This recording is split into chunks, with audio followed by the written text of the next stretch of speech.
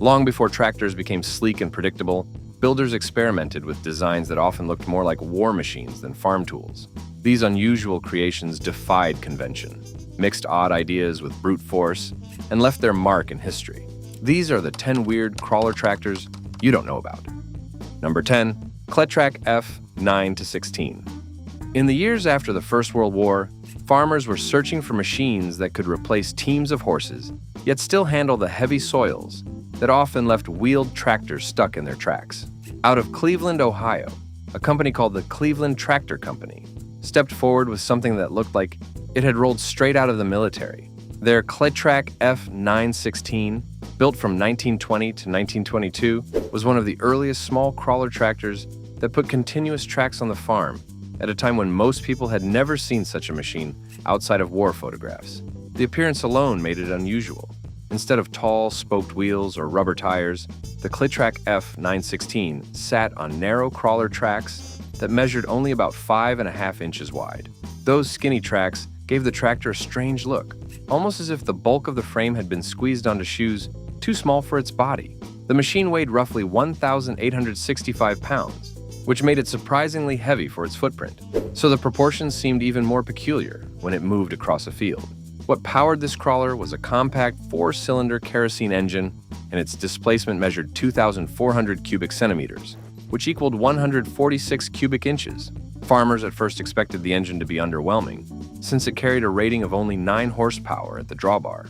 Yet in real testing it delivered more, pushing closer to 13 horsepower, which created the odd situation of a machine that looked too small for its work, but pulled harder than the numbers suggested. That mismatch between appearance and performance gave it an eccentric reputation, as if the engineers had underestimated their own design. Another unusual feature was its transmission. Where most tractors of the period offered multiple gears, the Cletrac F 9-16 operated with just a single forward speed and a reverse. That made it simple to drive, yet also limiting, and when combined with its crawler undercarriage, it gave the sense of a primitive tank crawling across farmland. The belt pulley was also unusual, since it provided close to 20 horsepower, which was more than double the figure it could deliver at the drawbar. It could actually perform better on stationary belt work than on pulling in the field, a quirk that farmers found both confusing and fascinating. Price was another element that made this crawler stand out. In 1920, it sold for just under $600. For a tracked machine at the time, that was unusually affordable, and it meant small and mid-sized farms could own something that looked like a scaled-down war machine. Add to that the completely open operator station, with no canopy or cab of any kind, and the image was complete. A heavy crawler on narrow tracks, driven out in the open, running a single-gear transmission, and pulling harder than expected. The Cletrac F 9-16 may not have been the most powerful tractor of its day, but its proportions, its surprising output, and its tank-like stance made it one of the oddest and most memorable crawlers ever to appear on American soil. Number 9. Mitsubishi BD2F-1B0 crawler tractor. At the beginning of mechanization in small-scale farming and construction, crawler tractors began to redefine independence from horses on uneven terrain. And into that evolving landscape arrived the Mitsubishi BD2F-1B0, with a compact frame and unexpected quirkiness that set it apart from its peers. As a visual oddity, its silhouette was striking for its size, rising to a height of 7.14 feet, measured to the top of its cab. Yet it maintained a narrow profile of just 4.93 feet over its tracks, giving it the curious appearance of a tall but slender crawler that seemed unlikely to stay upright under stress, which was fascinating to operators at first glance.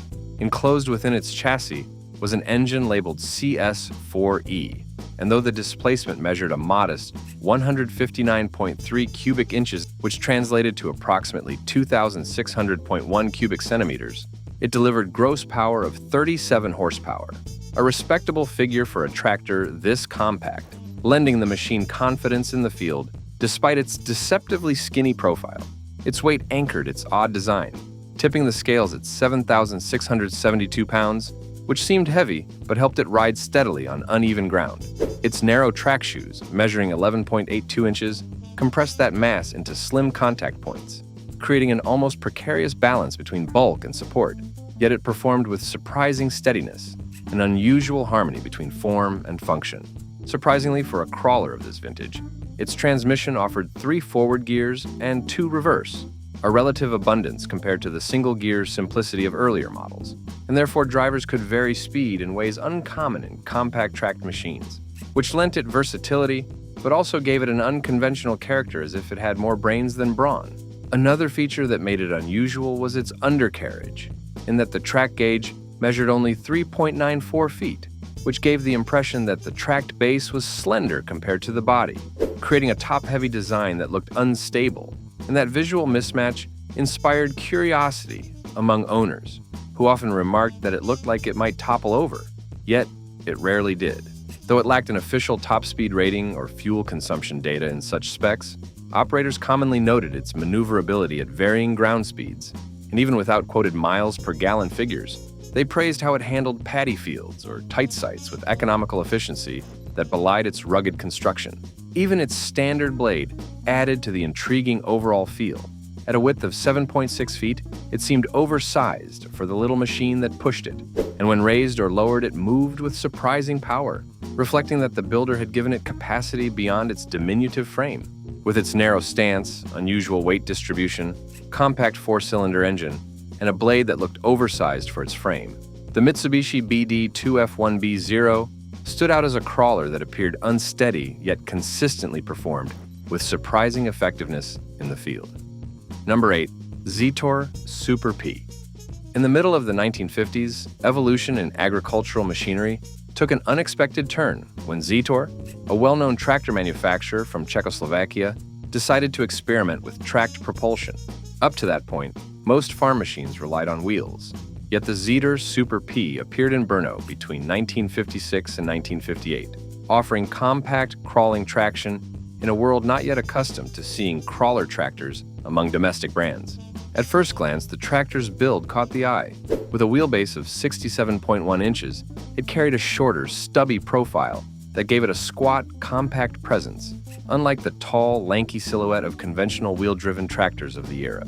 That unusual wheelbase, combined with crawlers in place of wheels, made it look awkward yet rugged when parked. Inside that compact frame, the engine surprised observers by not being underpowered. It was a 4-cylinder diesel engine. Its displacement measured 4,150 cubic centimeters, which equaled 253 cubic inches. That engine delivered roughly 42 horsepower, providing far more grunt than its stubby, crawler-based body would seem to demand. The transmission was straightforward yet effective, featuring a 5-speed gearbox that allowed a range of speeds uncommon in similar small crawlers. That gearbox made the Super P flexible enough for both slow plowing and moderate transport work, which added a surprising layer of adaptability to what appeared to be a one-dimensional crawler. Crawling across fields, its weight of approximately 9,259 pounds gave it traction where wheeled tractors often slipped. Unusually, the open operator station left the driver exposed to wind, dust, and rain, something you hardly expected in mid-century designs when enclosed cabs were already becoming the norm. What truly made it weird, however, was the mixture of features that felt mismatched. On one hand, the stubby wheelbase and heavy crawler undercarriage made it resemble a stripped-down bulldozer. On the other, the inclusion of a live PTO, multi-speed gearbox, and relatively refined diesel engine aligned it more with modern row crop tractors. It was as though two different design philosophies had collided, leaving a machine that never quite fit into either category. Farmers often remarked that it looked clumsy in the yard, but then performed smoother than expected in the field, creating a disconnect between appearance and performance that made it memorable. Even the lack of an enclosed cab contributed to the oddness, giving a mid-century crawler the feel of an earlier, rougher generation. When dust settled on its short production run, the Zetor Super P remained unusual, neither purely experimental nor entirely conventional. It seemed too stout to be nimble, yet too agile to behave like a standard crawler. And that contradiction remains as vivid in the memory of specialized tractor history as it was in the fields of post-war Czechoslovakia. If you thought these first crawlers were odd, the upcoming ones will push the limits of what tractors could be. Keep watching, tap like to show your support, and subscribe now for more hidden stories from farming history.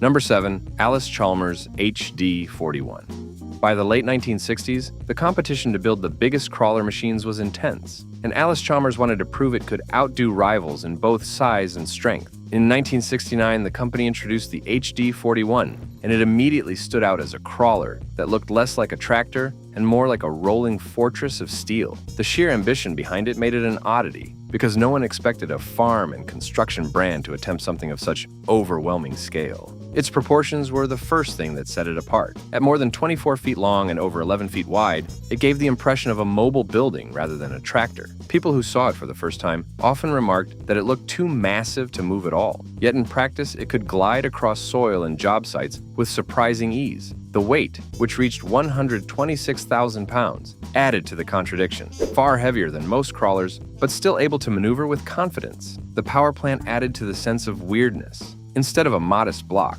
Allis-Chalmers installed a Cummins turbocharged diesel whose displacement measured 30.3 liters, equal to 1,850 cubic inches. That kind of engine was more at home in a locomotive than in a tractor, and the decision to use it turned the HD41 into a crawler that blurred the line between farm machine and industrial monster. The horsepower rating deepened that impression. At roughly 470 horsepower, it was far beyond what most tractors of the era could deliver. The oddity lay in its classification, officially a crawler tractor, but in terms of strength, it rivaled bulldozers used in mining operations. Farmers and operators alike questioned what category it truly belonged to, since it looked agricultural in name, but industrial in behavior. Torque figures pushed the peculiarity even further. The Cummins engine developed well over 1,600 pound-feet, which meant the crawler could rip through hardpan and drag implements that would have crippled smaller machines. Operators sometimes joked that it could pull the entire farmstead if given a chance,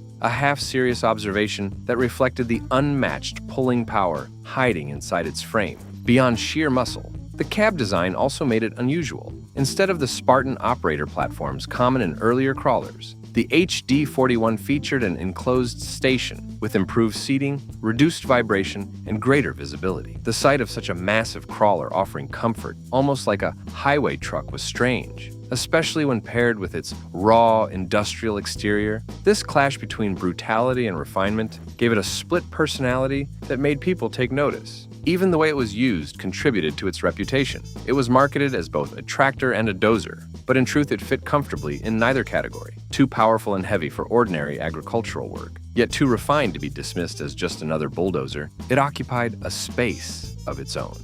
Number 6. Vickers VR180.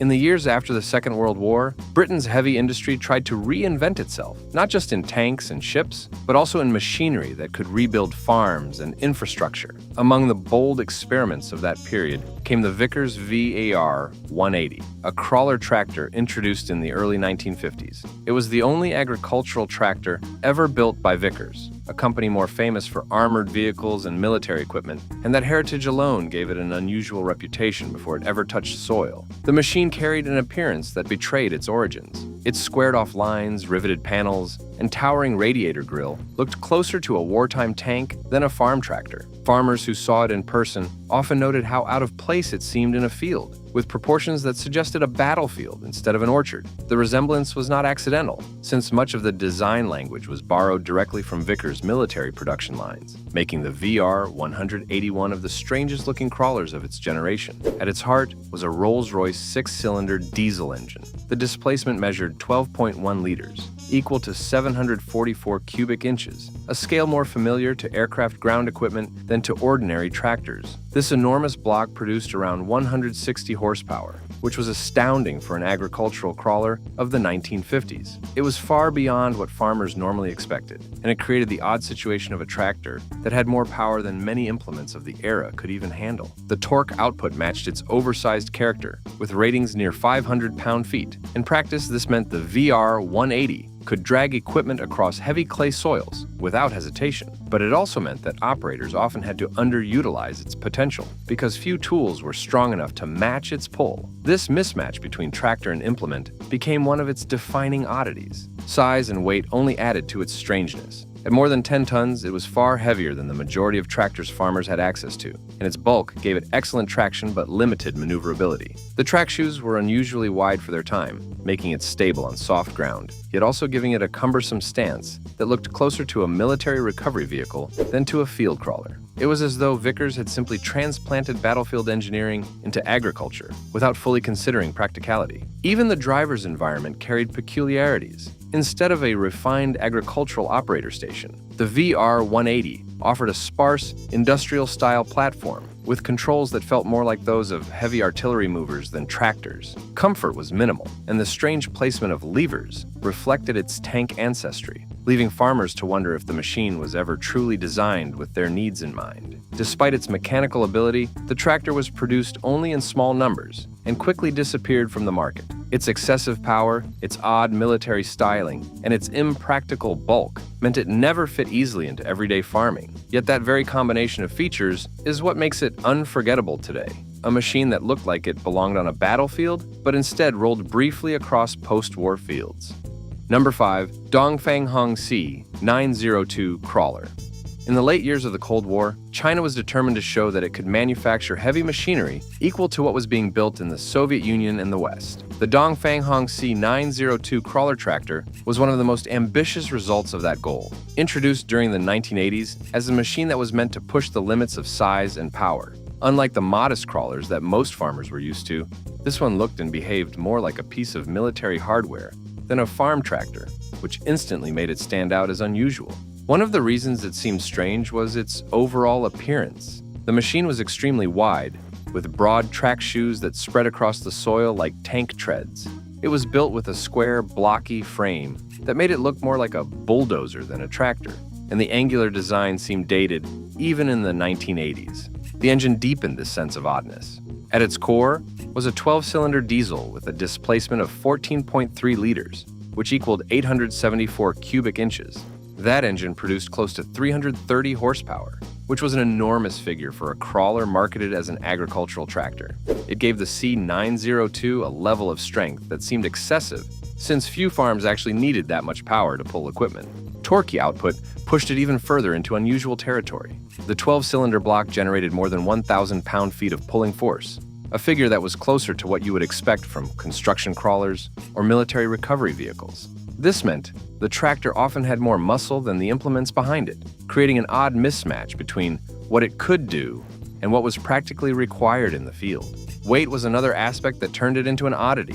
The machine tipped the scales at nearly 30 tons, making it far heavier than most crawlers used in agriculture. That bulk gave it immense traction, yet it also made it slow and difficult to transport between job sites. Farmers who saw it parked in their yards often commented that it looked like it belonged in an open-pit mine rather than on cropland. The cab added to the contradictions. Instead of a refined operator environment, it provided only basic seating and minimal comfort features. For such a massive and expensive crawler, the lack of refinement struck many as bizarre.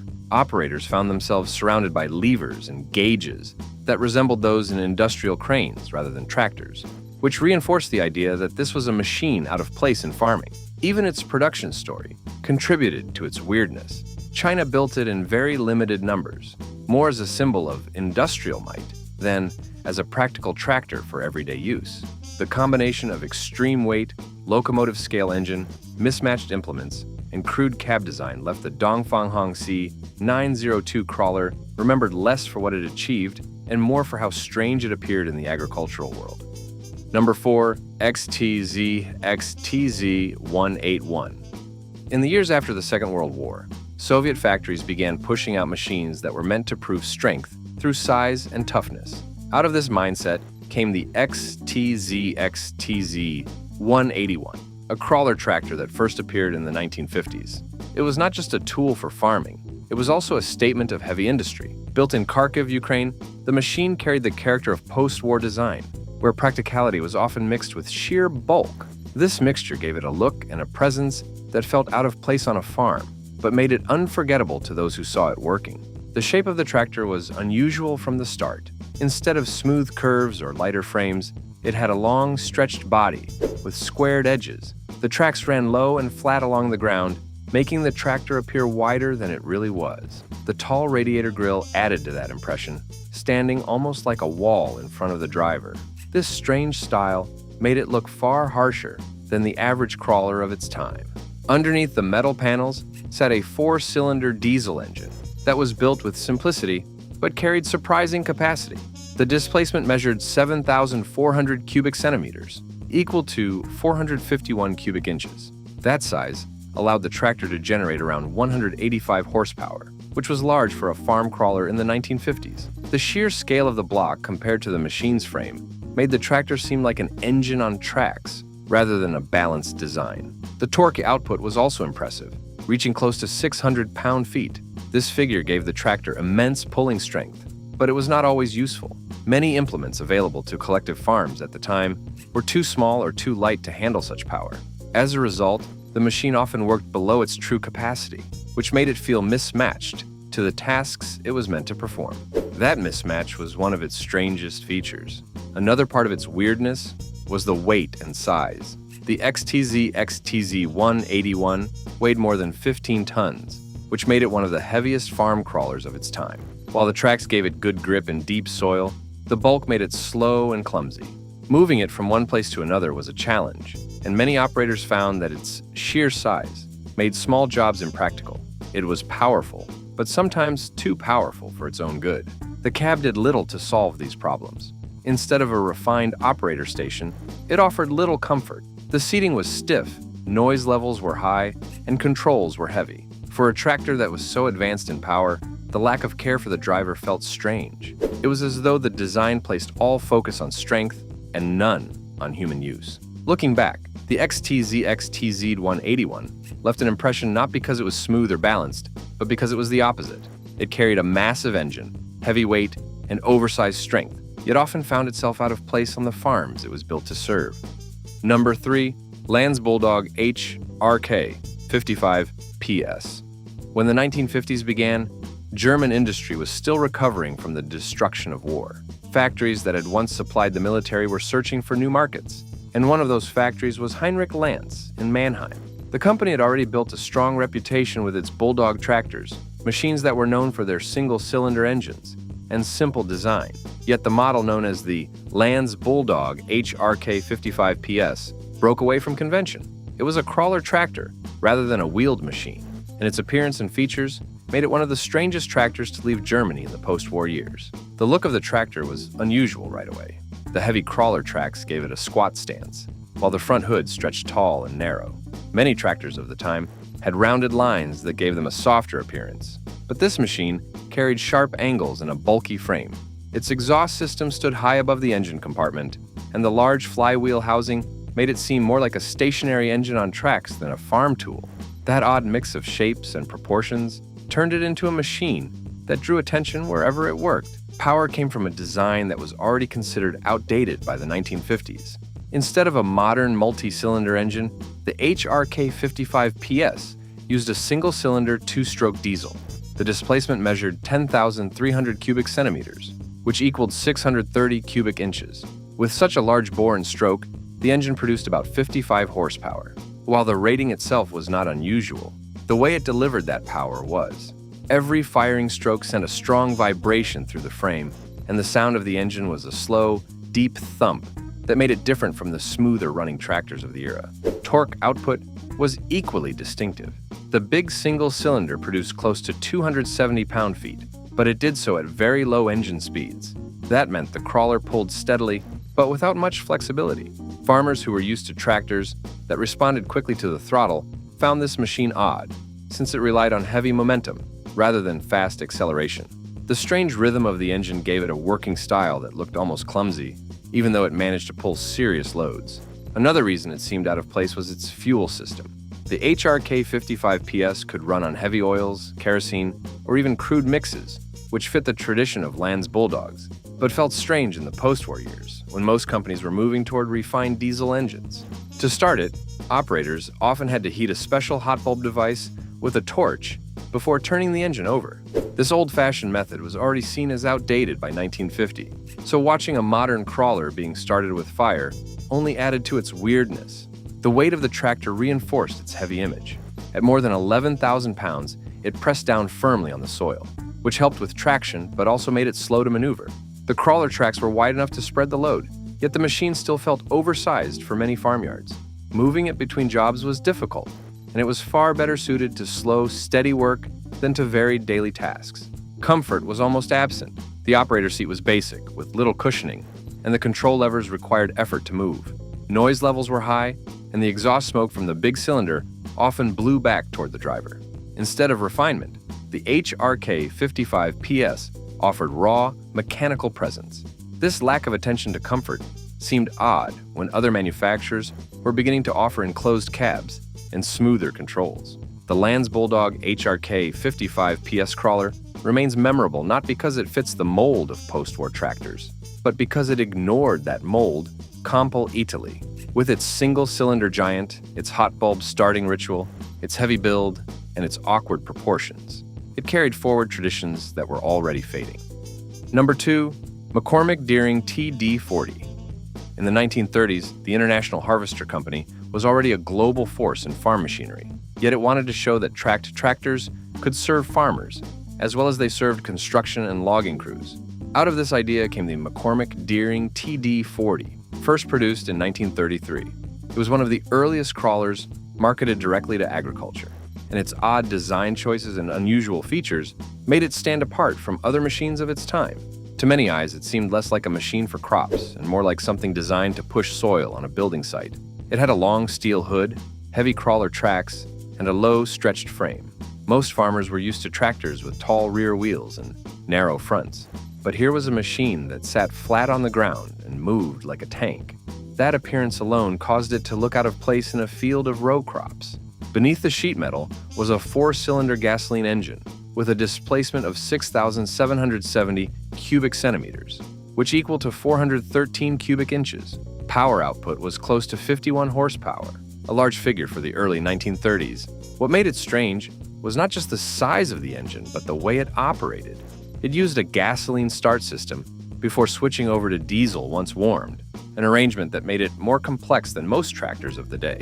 Farmers had to follow a careful process just to get it running, which felt unusual for a machine meant to save labor. Torque production added another curious trait.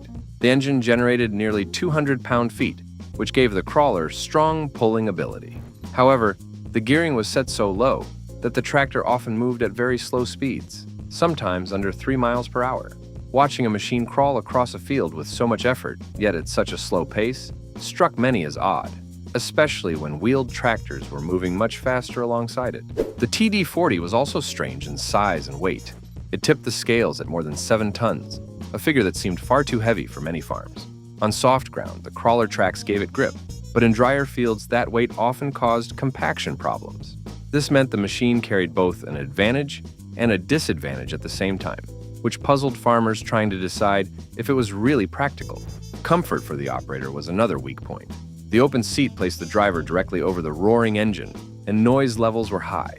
Exhaust fumes sometimes drifted back toward the operator, and the steel levers required strength to shift.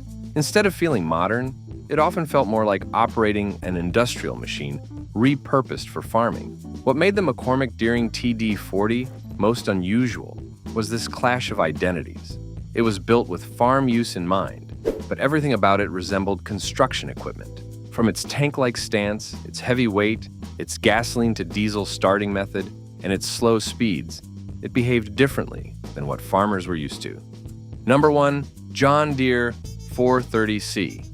By the late 1950s, John Deere was looking for ways to compete in places where wheeled tractors struggled, such as soft ground, steep slopes, and tight work sites. The answer came in the form of the John Deere 430 crawler, produced between 1958 and 1960 in Dubuque, Iowa.